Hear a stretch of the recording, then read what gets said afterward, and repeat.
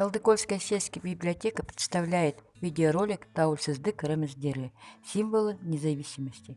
В 1991 году Казахстан обрел независимость. За эти годы он прошел большой и сложный путь. Сегодня Казахстан – авторитетный член мирового сообщества.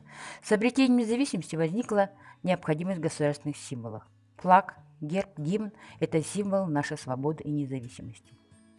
4 июня 1992 года были утверждены государственные символы Республики Казахстан – флаг, герб, гимн.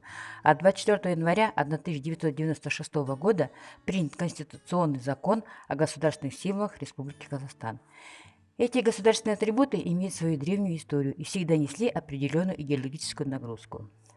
В знаках и изображениях бывают зашифрованные древние тотемы, религиозные символы, отличительные знаки правящих династий и другие смыслы.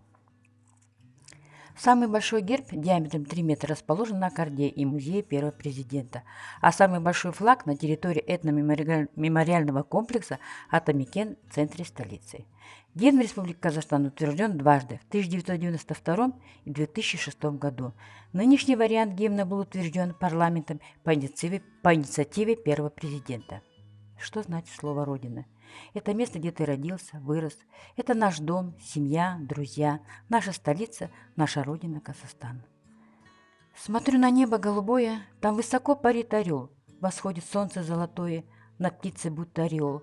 До боли мне знакомо это видение сквозь лики гор. Осталось лишь добавить сбоку национальный наш узор. Герб и флаг наш гордый, народу государству дан. Пусть всегда хранит свободу наш суверенный Казахстан.